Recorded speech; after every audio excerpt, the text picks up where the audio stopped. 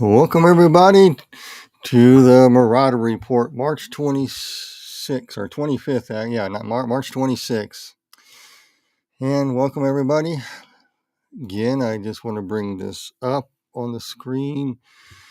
Copyright disclaimer under Section 107 of the Copyright Act of 1976. Allowances made for fair use for purposes such as criticism, comment, news reporting, teaching, scholarship, education, and research. This is citations for educational purposes, criticism, comments, news reporting, and all of the above.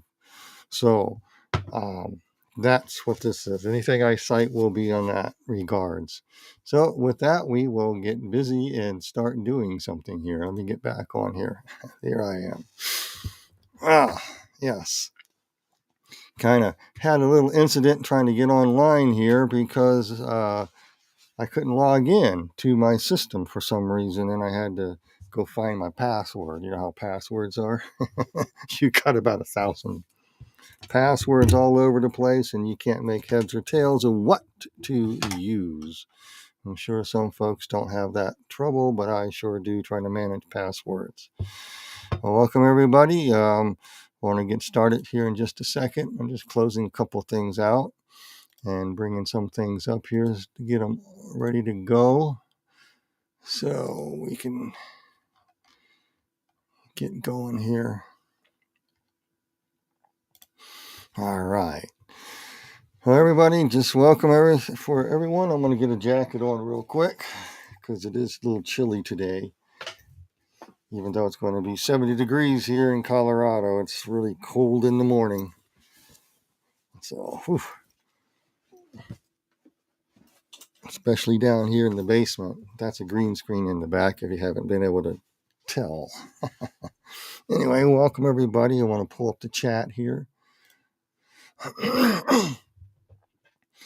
Okay, greetings, Tom, and Facebook user from Sweden. I'm glad you all are coming in and tuning in. We are going to continue today, kind of like where we left off last week. I'm going through showing what apostasy looks like in the church, and I hope you guys are learning something. We went through all the 5 of the churches who are called to repent in the book of Revelation, chapter 2 and 3, which actually describes what the apostasy of the last days looks like. It's obvious. It's talking about that. Jesus said in Revelation chapter 1, the last few verses there, that everything in the book of Revelations concerns the past, what things to come, and what it will be in the future. In other words, it'll tell you what the past church looked like, the first century church. It looks through all the church ages, through the history of the church will be seen in the 7 churches, and the state of the end time church is still the same 7 churches. Each of the 7 church ages are just a time when one of the church's predominant characteristics are in full bloom and manifestation. It doesn't mean that all the others don't exist at that time.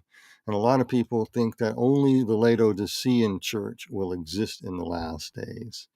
No, all of them do. Every single one of them. But the predominant spirit of the age in the church will be a Laodicean mindset. And it will infest all the other churches. That's the general idea and tenor of that. Just look it up, check me out, look at the grammar, look at what Jesus said about the past, the current things and stuff, and what will happen in the future.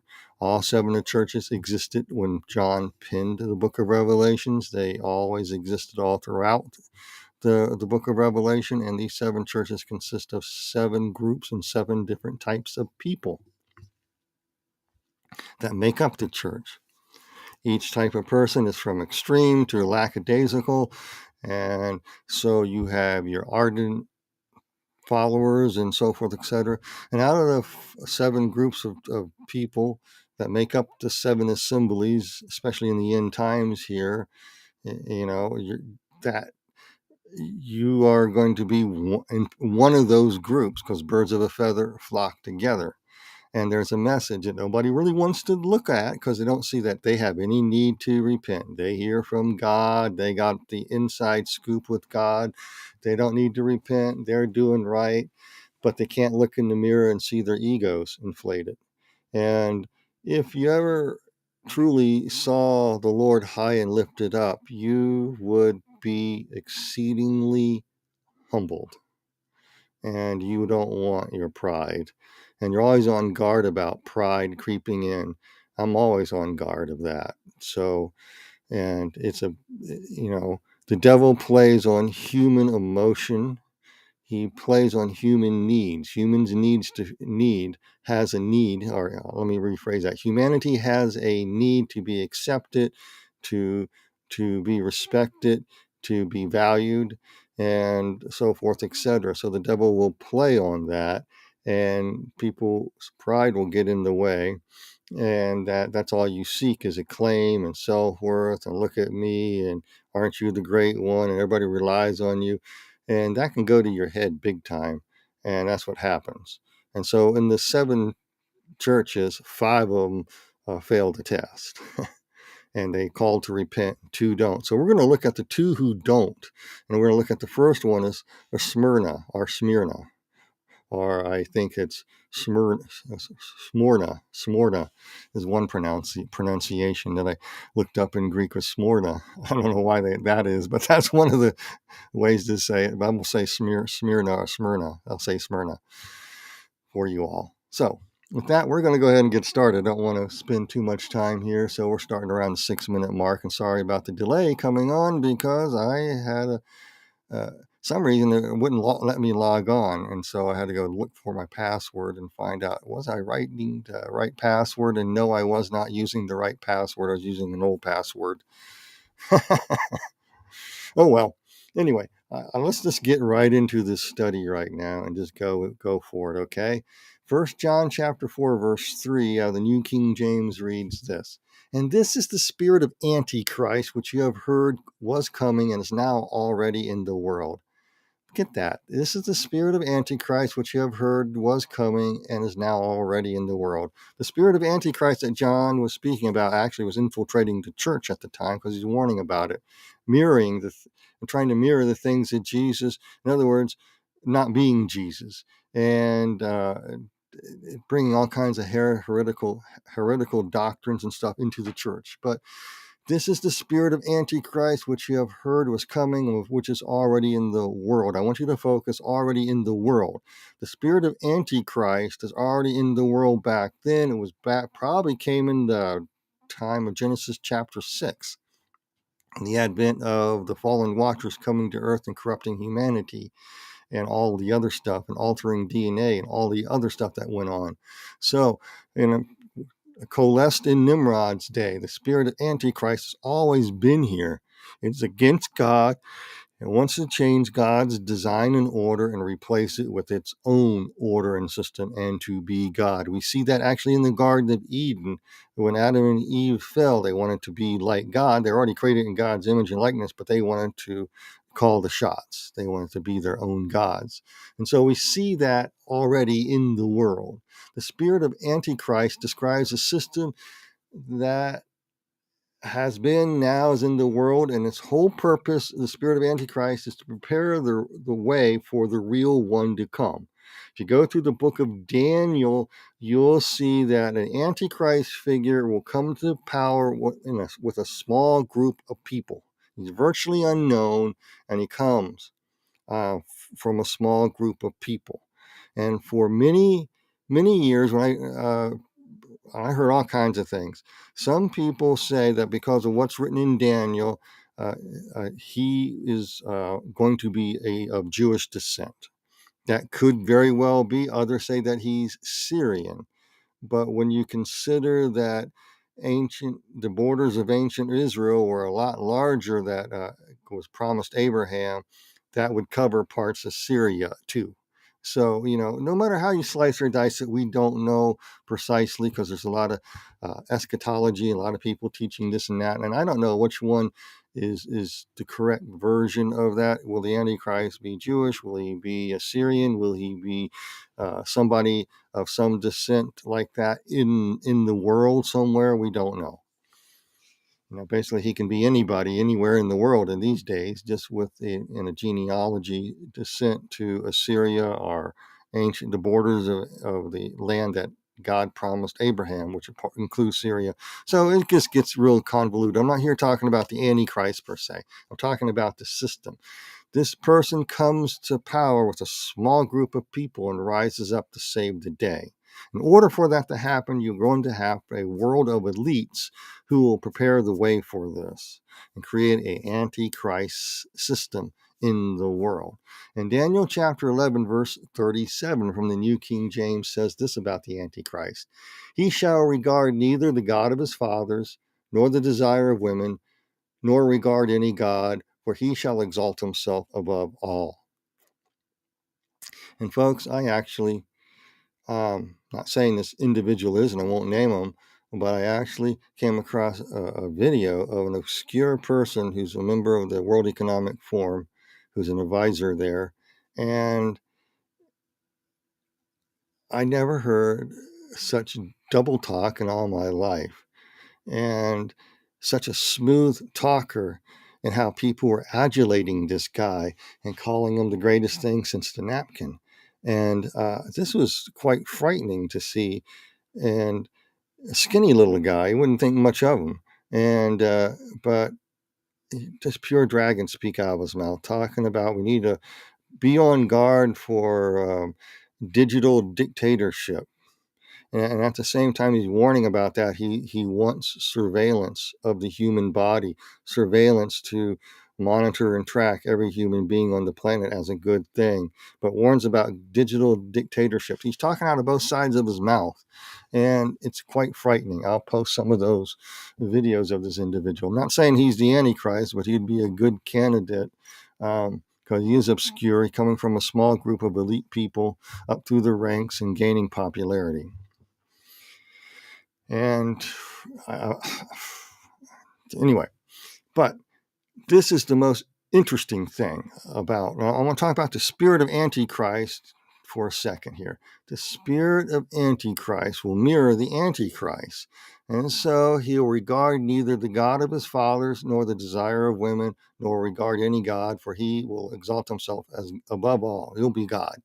So, for that to happen, the spirit of Antichrist, which is already working in the world, will mirror these same sentiments, not regarding any God and exalting humanity before them all. And you look at the WEF, the World Economic Forum, and Rockefeller Foundation, and a few other places, they do that. They exalt humanity above everything, above all God. In other words, the elites themselves are gods, and there is no God in the sky, as that I call them the twit says at the WEF, and that the elites are more apt to govern the world in a all-inclusive way. More on that in a minute. So don't regard humanity, doesn't regard any God, has no respect at all. So look at verse 11, Daniel chapter 11, verse 38, the next verse. It says, but in their place he shall honor a God of fortresses. And I looked up the word fortresses and did a study on it real quickly. It means a stronghold of peace, safety, and security.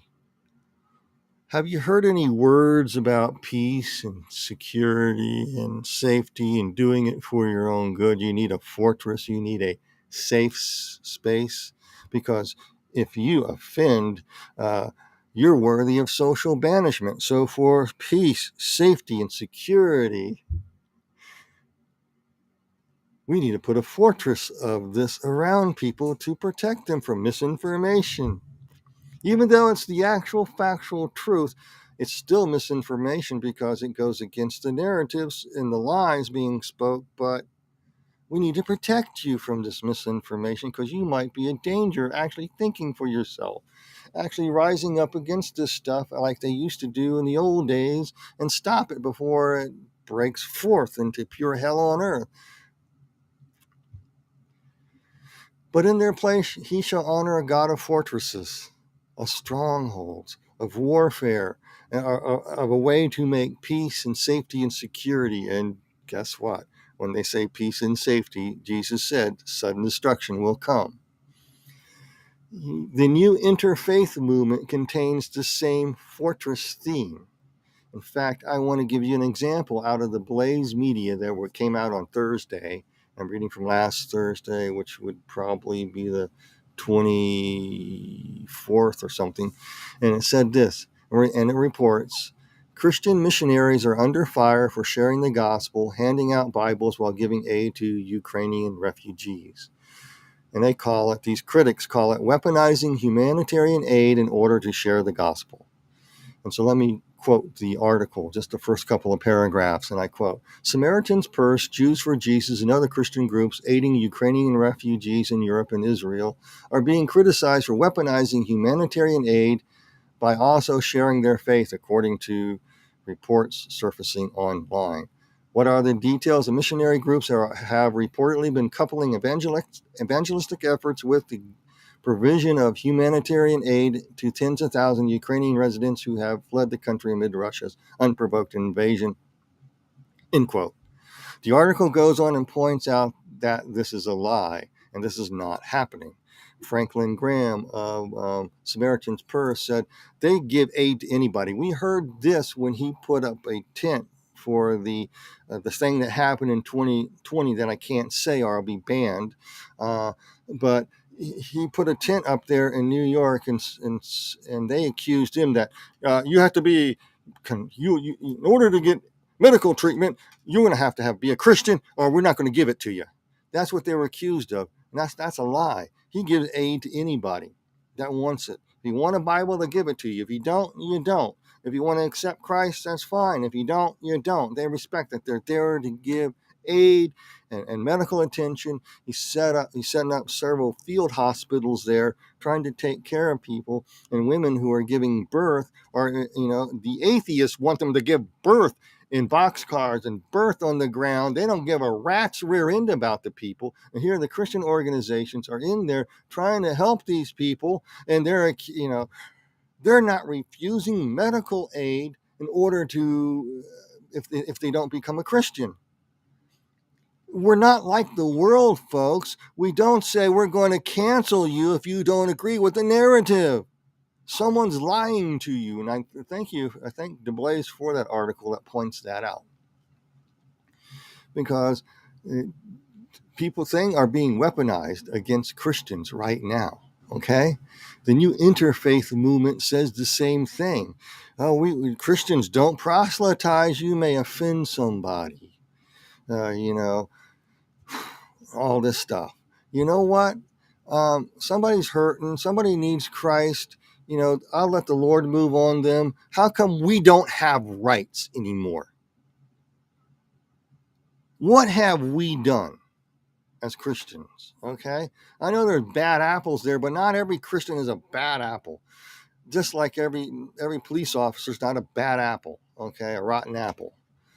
But you do have them out there, and like I said, they'll stain everybody. But by and large, Christians have a live and let live thing. If you want to be this way, be that way. We'll talk about Jesus. If you don't like it, you can accept him or reject him, but we can still be friends. Okay, we can whatever, and we can dialogue and have a communication. But if you don't want it, bye. Fine. Whatever. I plant a seed, someone else will water. We let you alone. We let you live your life however you want to live. Okay. We'll tell you about Jesus and the work that he did on the cross. You can accept it or reject it free of charge. You don't have any strings attached. We do not cancel you. Okay? We don't throw you out in the wind. We can't say if you don't do this, what we tell you, you don't get a passport of some type, you can't buy, sell, or eat. We don't tell you those things. We're not the ones doing that.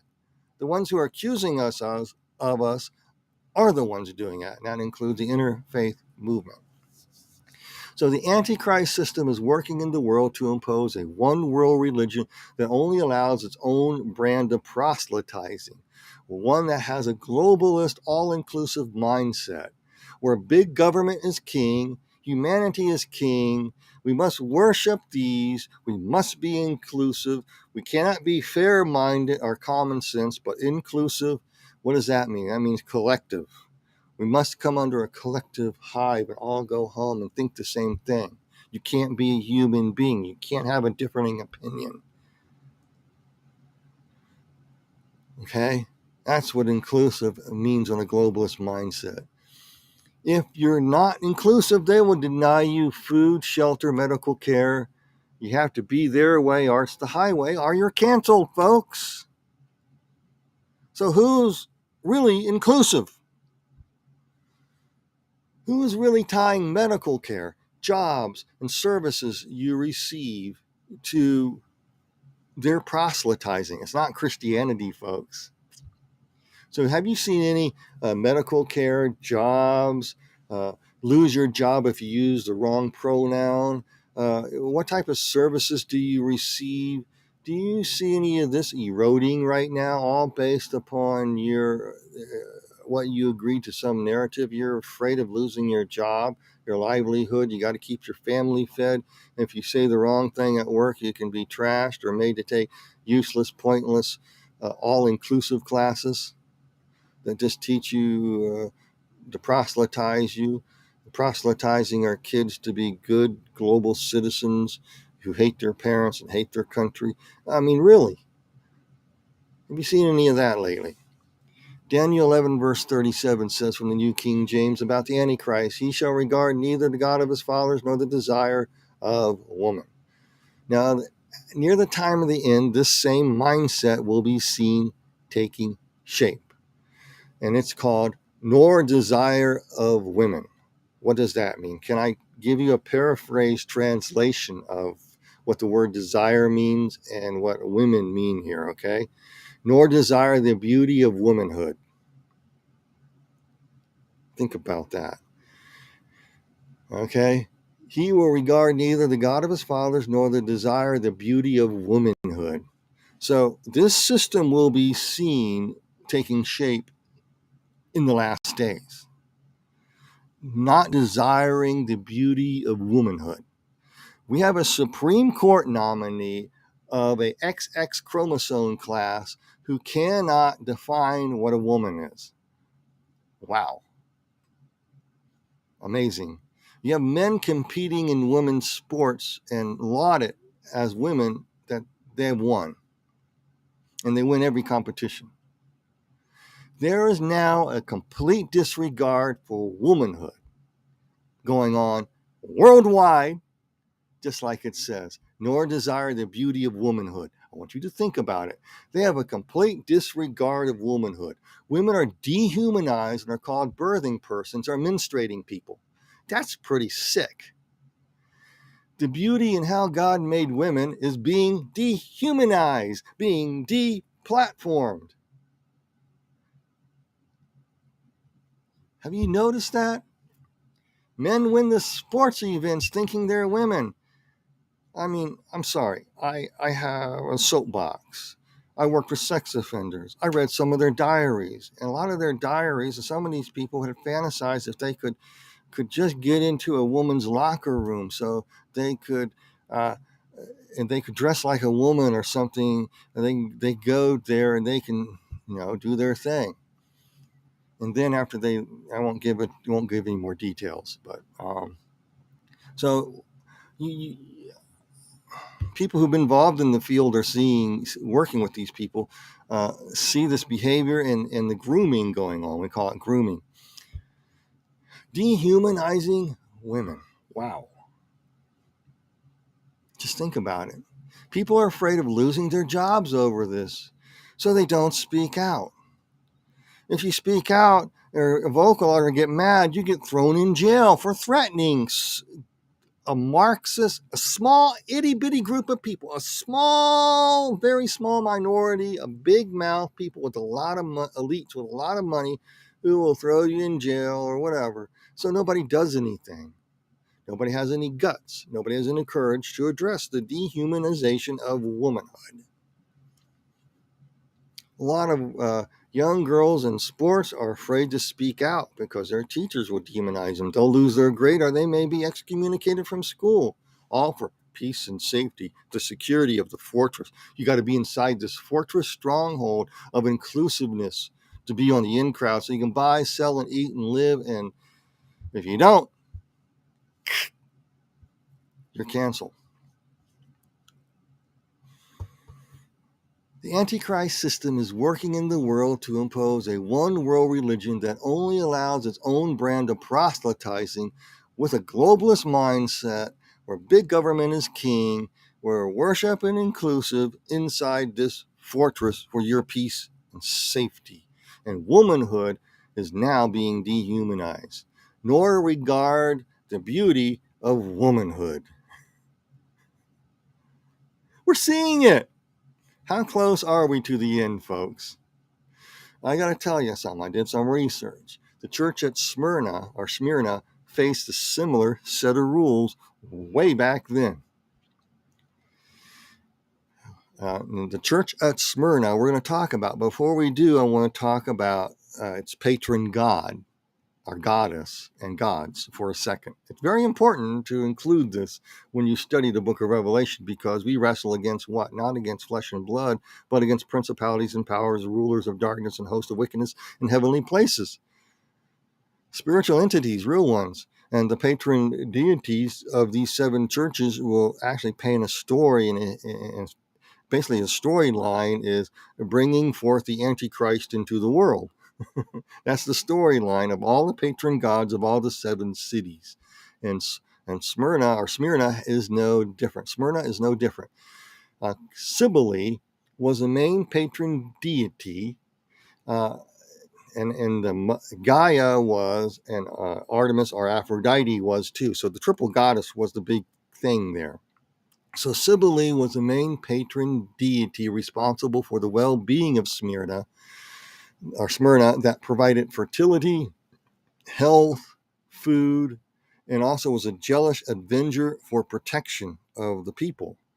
In other words, you were in a fortress. The city also had a temple to Zeus and Aphrodite, the goddess of love, beauty, war, and also Dionysius, the once dead god to raise from the dead, come back to rule the world. Okay? And these were all compatible with human emperor worship, the worship of the state, so that Aphrodite, aka Artemis, could bring a Dionysius type or Tammuz type figure back to life as the world's Messiah, to bring back Zeus's son. Emperors at that time thought themselves as gods incarnate, so this fit in with that worship and was approved by Cybele. This could be the one destined to rule the world and create a utopia. Here, the royal elites of the ancient world could bring forth a demigod who would rule the world and bring in a new golden dawn, a new golden age, so to speak. And that's what Rome was about. And so you have this elites who owned everything and getting very wealthy, and you had a royal class, and this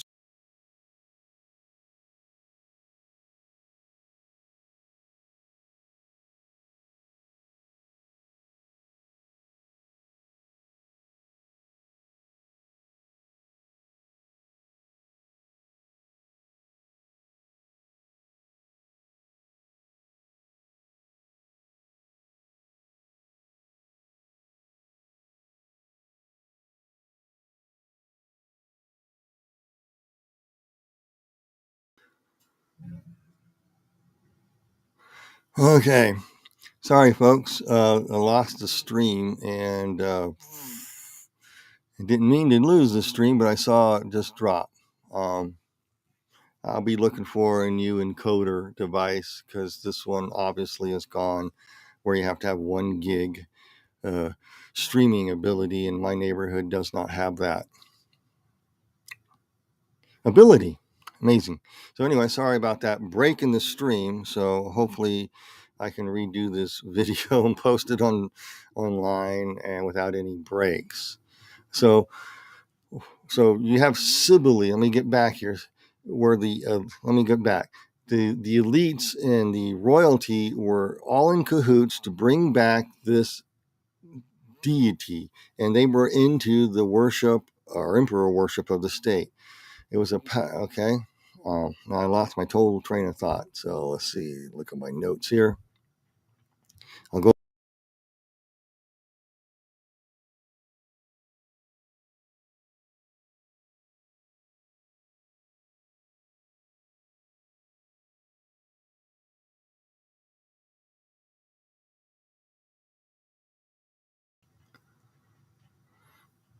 Okay. This is getting a little old. Geez. I might just have to go back to doing the videos of this and just posting them until I can get a better streaming service. This is ridiculous. And I paid good money for this. You got to pay money to get the watermark off. And I hate watermarks. You know, you're sitting there and you see a big watermark of whatever advertising their product, whatever. And I just don't like that. So we'll see how much we can go. And again, I apologize for the break in stream. It's just not sure what I can do about it. So let me go back and try to figure out where we were. It's okay.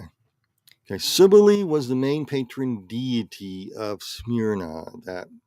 Okay, the city had the temple of Zeus and Aphrodite, and it had Gaia worship there. Okay, and it was all about bringing this dead god back to life, called Dionysius or Tammuz, and Smyrna was related to Tammuz too. And I read in some of the documents I read about history of Smyrna. So here the elites and the royalty would actually believe that they, through a royal bloodline, could bring back their leader who will rule the world somehow and set up an emperor, or who we call the Antichrist, and who would rule the world and bring in and usher in this utopia. So emperor worship was a mainstay of the ancient days, because if that one came back, is this emperor really the one to come, that's the Messiah to the world, who will bring this new golden dawn back into existence of the new pagan age where anything goes and all this stuff. And so they were looking for that. And the story of Cybele, Artemis, Gaia, and it's all about going into the abyss and bringing somebody back. Their template is the same.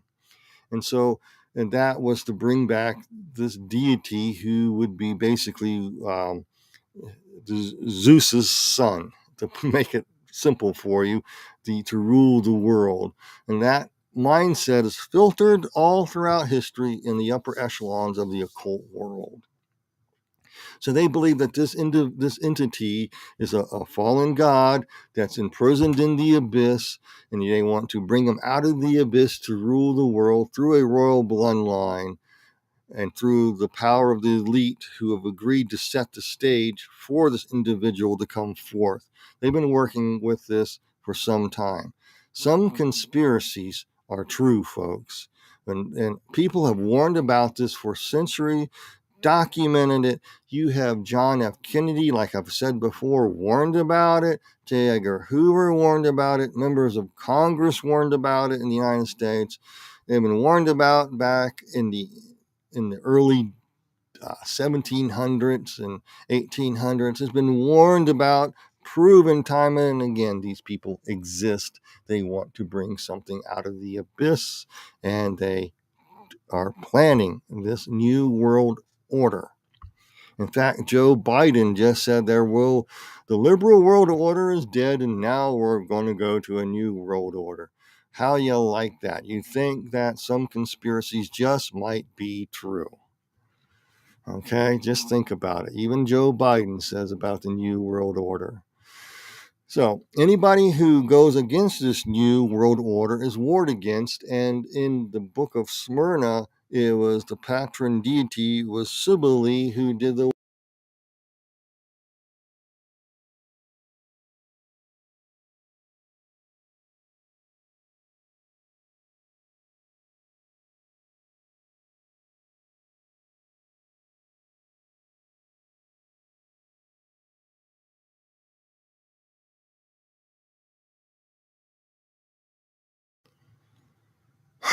This is frustrating, really frustrating. I'm always losing the stream.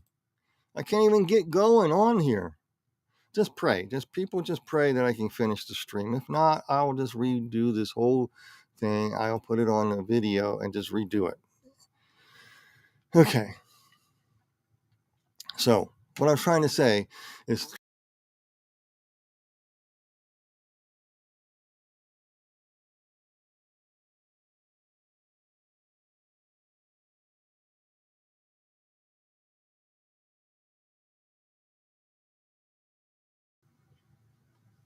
okay.